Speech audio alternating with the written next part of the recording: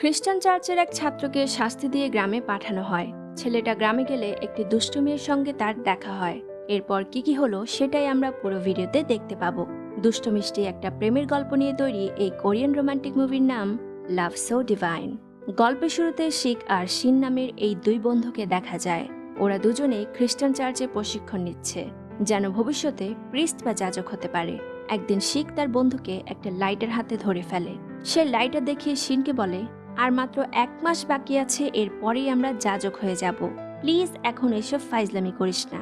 এরপর সেই চার্চে একটা অনুষ্ঠান শুরু হয়, কিন্তু এই ধর্মীয় অনুষ্ঠানে বেশি ধোঁয়া ওড়ার কারণে দুই বন্ধুই মাথা ঘুরে পড়ে গেলে ওদের হাতে থাকা ধর্মীয় জিনিসগুলো নিচে পড়ে যায়। চার্চের মধ্যে এত বড় একটা ভুল করায় দুজনকে শাস্তি দেওয়া হয়, আর শাস্তি হিসেবে ওদেরকে পাঠিয়ে দেওয়া হয় কোরিয়ার নির্জন একটা গ্রামে। ওদেরকে গ্রামের চার্চে থেকে 1 মাস গ্রামের মানুষকে সার্ভিস দিতে হবে। তো গ্রামে ঢোকার পর পথে যেতে যেতে ওরা এক জায়গায় বিশ্রামের জন্য বসে। সেখানে এক মহিলা পানিতে মদ মেশাচ্ছিল। তখন গল্পের নায়িকাও এই গ্রামে আসে। মেয়েটার নাম বংহি। বংহি হলো সেই দুষ্ট মেয়ে যার কথা শুরুতে বলেছিলাম। বংহি অনেক ক্লান্ত ছিল, তাই এসেই একটা বোতল নিয়ে পানি খাওয়া শুরু করে। সে জানতো না যে পানির মধ্যে মদ মেশানো ছিল। এটা খেয়ে বংহি মাতাল হয়ে যায়। তারপর শিকের বুকে টাকা ছুড়ে দিয়ে বলে, এই নে তোর টাকা, কারণ সে ভেবেছে শিক পানি বিক্রি করছে। এরপর বংহি এখান থেকে চলে যায়। এদিকে দুই বন্ধু চার্চে গেলে চার্চের ফাদার ওদেরকে বলে, এখন খাওয়া দাওয়া করে ঘুমিয়ে পড়ো, সকালে উঠে কাজ শুরু করবে। পরদিন সকালে শিক তাড়াতাড়ি উঠে চার্চ পরিষ্কার করতে থাকে। তখন বংহির সুটকেসটা সেখানে পাওয়া যায়। শিক সুটকেস থেকে বংহির অন্তর্বাস হাতে নিয়ে সেটা ঝুলিয়ে ঝুলিয়ে ঘুরিয়ে ঘুরিয়ে দেখতে থাকে। আর বংহি তখন ঘুম থেকে ওঠে। ওর খুব পিপাসা লাগে। তখন চার্চে থাকা পবিত্র পানি নিয়ে খাওয়া শুরু করে দেয়, কিন্তু সে পানিটা খাওয়ার জন্য না। তাই শিক বংহিকে থামাতে গেলে হাতাহাতি করার সময় একে অপরের উপরে পড়ে যায়, আর ওদের কিসিং হয়ে যায়। মানে চার্চের পবিত্র পানি খাওয়ার সাইড ইফেক্ট আর কি। তখন চার্চের নান এসে ওদের এই রঙ্গলীলা দেখে চিল্লাতে থাকে, এই সবাই দেখো, এরা আমাদের চার্চকে অপবিত্র করে ফেলতেছে। তারপরেই শিককে ফাদারের কাছে ডাকা হয়। শিক বলে, আমাকে মাফ করে দিন, ওই ব্যাপারটা ভুল করে হয়ে গেছে। কিন্তু যেই নান ওদেরকে ওই অবস্থায় দেখেছিল সে কিছুতেই মানতে রাজি না। শিক ফাদারের কাছেও মাফ চায়। এরপর জানা যায় বংহি হলো ফাদারের ভাতিজি।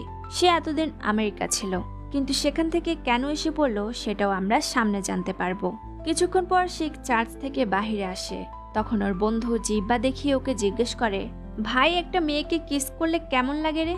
শিক ঝাড়ু মেরে শিনকে চুপ করায়। তখন 3টা মেয়ের সাথে শিকের দেখা হয়। মেয়েগুলো সেখানে বসে ধূমপান করছিল। তাই শিক ওদেরকে মানা করে বলে, চার্চের মধ্যে এসব কাজ করা ঠিক না। মেয়েগুলো উল্টো শিককে গালি দেয়। তখন শিক দেখে বংহি চার্চের বাইরে যাচ্ছে। শিক দৌড়ে যেয়ে বংহির পিছু নেয়। বংহি একটা ট্যাক্সিতে উঠে। তখন শিক বলে, দাঁড়াও, তোমার সাথে কথা বলবো। কথা বলার আগেই বংহি বলে, আমার বয়ফ্রেন্ড আছে, আমি তার সাথে দেখা করতে তার অফিসে যাচ্ছি। পরে শিককেও বংহির ট্যাক্সিতে উঠিয়ে নেয়।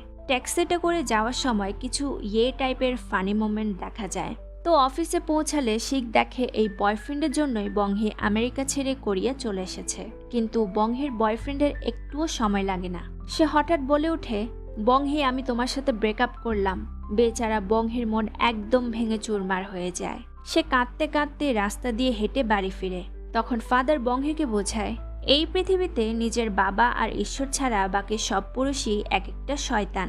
তখন বংহির আমেরিকা যাওয়ার টাকা দরকার, কিন্তু তার চাচার কাছে মানে ফাদারের কাছে তো অত টাকা নেই। তাই বংহিরই কাজ করে টাকা কামাতে হবে।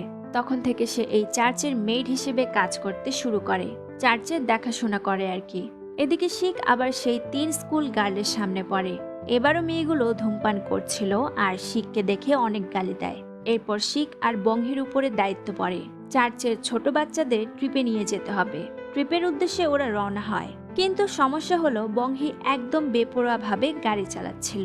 রোলার কোস্টারের মতো গাড়ি চালিয়ে ওরা গন্তব্যে পৌঁছায়। তাই সেখানে যাওয়ার পর একটা ছোট বাচ্চা ওদেরকে সমানে গালি দিতে থাকে। তখন শিক বলে, ছি বাবু ছি, এত খারাপ গালি কেউ দেয় নাকি? বাচ্চাটা উল্টো শিককে বলে, চুপ কর বেটা, চার্চের কালো পোশাক পরা লোকদেরকে আমি এভাবেই গালি দেই। তারপর শিক বাচ্চাটাকে দৌড়ে ভাগিয়ে দেয়। এদিকে বংহি খোলামেলা পোশাকে শুয়ে ম্যাগাজিন দেখছিল, যেন শিক তাকে দেখে সিডিউস হয়ে যায়। শিক বংহিকে বলে, এখানে এসব পোশাক পরে এভাবে শুয়ে থাকা ঠিক হচ্ছে না। বংহি শিকের কথা না মেনে উল্টো তাকে ভেঙাতে থাকে। তাই শিক একটা কাপড় নিয়ে বংহির উপর দিয়ে দেয়। পরের দৃশ্যে দেখা যায় শিক চার্চের কনফেশন রুমে গিয়ে বংহির ব্যাপারে ফাদারকে সবকিছু জানায়। কনফেশন রুম হলো যেখানে অপরাধী স্বেচ্ছায় তার স্বীকারোক্তি দেয়। ফাদার শিককে বলে, তুমি বংহিকে ধর্মের শিক্ষা দাও, ওকে আরো বুঝাও। তাই পরদিন সকালে শিক একটা বাইবেল নিয়ে বংহির কাছে যায়। বংহির হাতে বাইবেল দিয়ে বলে, এই নাও, এটা হলো স্বর্গে যাওয়ার টিকিট। বংহি বাইবেল দিয়ে ঠাস করে একটা মশা মারে আর সেখান থেকে উঠে যায়। এদিকে শিকের বন্ধু বলে, দোস্ত, বংহি তো আমেরিকা থেকে এসেছে, ওকে ইমপ্রেস করতে হলে স্মার্ট আর কুল হতে হবে। শিক ভাবে, আচ্ছা, এবার তাহলে স্মার্ট আর কুল হব। পরদিন শিক স্টাইলিশ জামা পরে বংহির সামনে আসে। তা দেখে বংহি বলে, তুমি কি নিজেকে কুল দেখাতে চাচ্ছ? শিক বলে, দেখাতে চাবো আবার কি, আমাকে তো কুলই লাগছে। তখন বংহি বলে, চার্চের বুড়ো ফাদারও তোমার চেয়ে বেশি কুল। এই কথার পরে ওদের ঝগড়া শুরু হয়ে যায়। ঝগড়ার মাঝে বংহির গলায় থাকা লকেটটাও শিক ছিঁড়ে ফেলে। এরপর শিকের বন্ধু তাকে বলে, এসব না করে বংহির সাথে এমন একটা কিছু কর যেটা ওর পছন্দ হবে। তাই শিক এবার বংহিকে নাইট ক্লাবে নিয়ে যায়।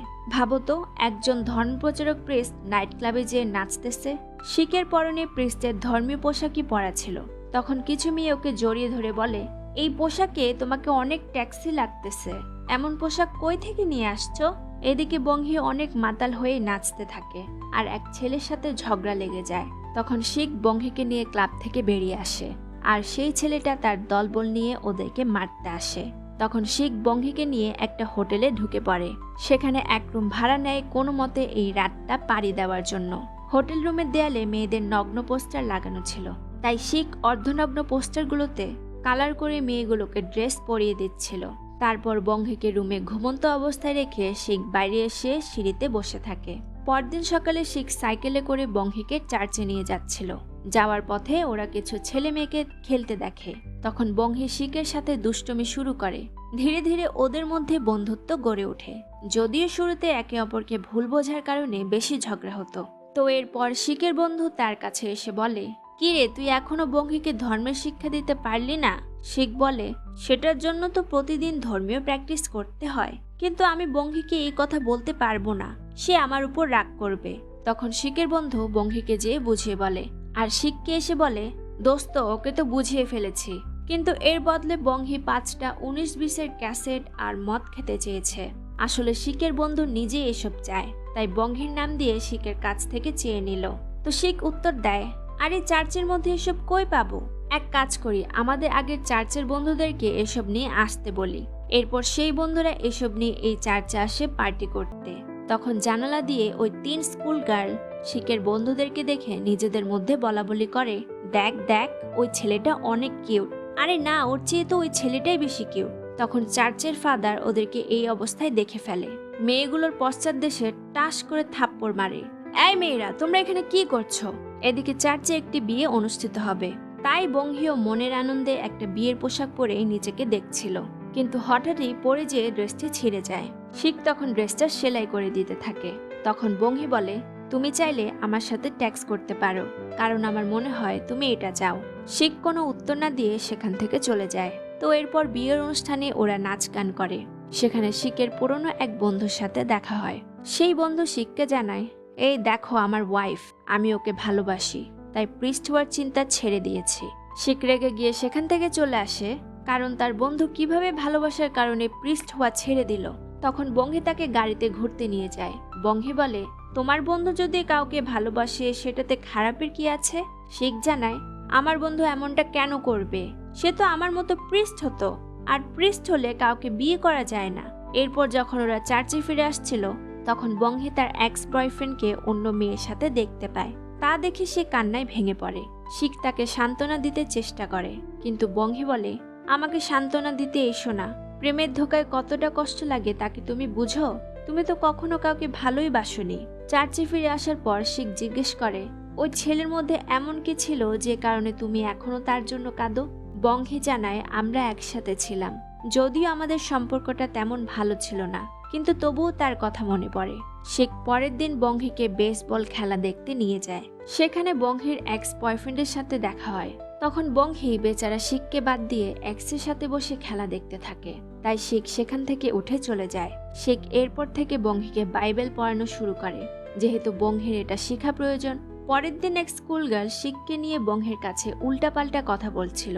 তখন বংহি বলে, আরে না, শিখ তো খুব ভালোই বাইবেল পড়ায়, আর মানুষ হিসেবেও সে অনেক ভালো। এদিকে শিখ এক দোকানে যায় বংহির জন্য নতুন জুতো কিনতে। বংহিকে নতুন জুতা উপহার দিতে যেয়ে দেখে সে তার এক্স বয়ফ্রেন্ডের সাথে বসে গল্প করছে। সেখানে তার বয়ফ্রেন্ড বলছিল, চলো আমরা আবার আমাদের সম্পর্কটা শুরু করি। তা দেখে শিখ মন খারাপ করে সেখান থেকে চলে আসে। এরপর বংহি শিখকে জানে যে তার বয়ফ্রেন্ড এসেছিল আর এসব বলেছে। তখন শিখ বলে, আমার সাথে তোমার বয়ফ্রেন্ডকে নিয়ে কোনো কথা বলো না। এরপরের কিছুদিন শিখ বংহিকে শুধু বাইবেল পড়াতো। অবশেষে একদিন বংহি শিখকে বলে, আমাকে এবার তুমি খ্রিস্টান ধর্ম গ্রহণ করাতে পারো, আমার ধর্ম শিক্ষা পূরণ হয়েছে। শিখ সেদিনই বংহিকে বাপটাইজ করিয়ে ধর্ম গ্রহণ করায়। তারপর বংহি শিখকে জিজ্ঞেস করে, তুমি কি আমাকে পছন্দ করো? শিখ মনের কষ্ট চেপে জানায়, না, পছন্দ করি না। তখন বংহি বলে, আমি খুব শীঘ্রই এক্স বয়ফ্রেন্ডের সাথে আমেরিকা চলে যাচ্ছি। তা শুনে শিখ আরো কষ্ট পেয়ে বলে, তুমি তো আমেরিকা থেকে এসেছিলে, তাই সেখানে গেলেই তোমার জন্য ভালো হবে। তারপর শিখ মনের কষ্টে আনমনে সাইকেল চালিয়ে সেখানে থেকে ফিরবার সময় নিচু জায়গায় গড়িয়ে পড়ে যায়। এরপর বাড়ি গিয়ে মদ খেয়ে বংহিকে মনে করে কাঁদতে থাকে। তারপর চার্চে যেয়ে তার ঈশ্বরের কাছে ক্ষমা চায়, আমাকে মাফ করে দাও, আমি পৃষ্ঠ হয়ে একটা মেয়েকে ভালোবেসে ফেলেছি। পরের দিন সকালে এখান থেকে শিখের চলে যাওয়ার সময় এসেছে, কারণ এখানে তার 1 মাসের কাজ শেষ। যাওয়ার আগে শিখ বংহিকে একটি লকেট দিয়ে যায়। তারপর বাসে উঠে চলে যাওয়ার সময় সে স্কুল গার্ল বাসে উঠে আর শিখের কাছে একটি চিরকুট দিয়ে বলে, এই চিরকুটটা পড়ে দেখো তো লেখার বানানগুলো ঠিক আছে কিনা, এটা আমার ক্লাসের কাছে পৌঁছে দিও। শিখ তখন চিরকুটে ডিওগ্রাটিস নামের একটি শব্দ দেখতে পায়। মেয়েটিকে জিজ্ঞেস করে, তুমি এই শব্দটি কেন এখানে লিখেছ? তখন মেয়েটি বলে, বংহি প্রায় সময় তোমাকে পিছন থেকে দেখতো আর এই শব্দটা বলতো। তখন আমি বংহিকে জিজ্ঞেস করেছিলাম, এটা কি কোনো গালি? বংহি বলেছিল, হ্যাঁ, এটা একটা গালি, যা সে তোমাকে দেখে বারবার বলতে থাকতো। তাই আমিও আমার ক্রাশকে এটা লিখেছি, কারণ সে যদি আমার সাথে দেখা না করে সেও ডিওগ্রাটিস। আসলে শব্দটা একদিন শিখই বংহিকে শিখিয়ে দিয়েছিল। কাউকে ভালোবাসলে সেটা জানানোর সিক্রেট কোড হলো এই শব্দটা। তাই শিখ এবার বুঝতে পারে বংহিও শিখকে ভালোবেসেছিল, তাই তাকে দেখে এই সিক্রেট কোডের শব্দটা বলতে থাকতো। এদিকে শিখ আর তার বন্ধু আগের চার্চে ফিরে আসার পর ফাইনালি তাদেরকে এখন প্রিস্ট বানানো হবে। তাই চার্চের ফাদার তাদের জিজ্ঞেস করে, তোমরা কি প্রস্তুত প্রিস্ট হবার জন্য, ঈশ্বরের কাছে নিজের পুরো জীবন উৎসর্গ করতে? কারণ একবার প্রিস্ট হয়ে গেলে নিয়ম অনুযায়ী আর বিয়ে করা যাবে না। তখন শিখ কাঁদতে থাকে, সে কোনো উত্তর দিতে পারছিল না। এদিকে বংহি এয়ারপোর্টে ওর এক্সকে রিজেক্ট করে দেয়। তার বিএফ আমেরিকা গেলেও সে বিএফ এর সাথে না যেয়ে এখানেই থেকে যায়। এরপর বংহি একটা লকেট বের করে দেখতে থাকে, যেটা শিখ ওকে দিয়েছিল। লকেটটা দিয়ে শিখ বলেছিল, যাকে আমি সবচেয়ে ভালোবাসি তার ছবিটাই এই লকেটে দেখা যাবে। লকেটে থাকা ছোট আয়নাতে বংহি নিজেকে দেখতে পায়। বংহি বুঝে যায় যে শিখ তাকে অনেক ভালোবাসে।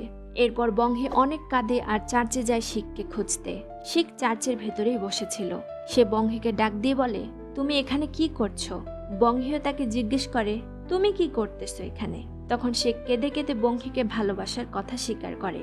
অতঃপর বংহি শিখকে জড়িয়ে ধরে। এরপর থেকে ওরা একসাথে বাকি জীবন কাটাতে শুরু করে। আমাদের জীবনে মাঝে মধ্যে এমন কিছু ঘটে যায় যা আমাদের কল্পনার বাইরে। আমাদের যেখানে যাওয়ার কথা সেখানে না গিয়ে আমরা অন্য কোথাও চলে যাই। জীবনে সে নতুন রাস্তাটিও যে অনেক সময় খুব সুন্দর হতে পারে, তেমনই এক বার্তা এই মুভিটি আমাদেরকে দেয়। তো বন্ধুরা, কমেন্ট করে জানিয়ে দাও তোমাদের কাছে কমেডি আর রোমান্সের মিশেলে গড়া এই মুভিটি কেমন লেগেছে। লাইক সাবস্ক্রাইব করতে ভুলে যেও না। আর যদি তুমি অলরেডি লাইক সাবস্ক্রাইব করে থাকো তাহলে তোমাকে অনেক ধন্যবাদ। দেখা হবে তোমার পছন্দের কোনো মুভি নিয়ে। সেই পর্যন্ত ভালো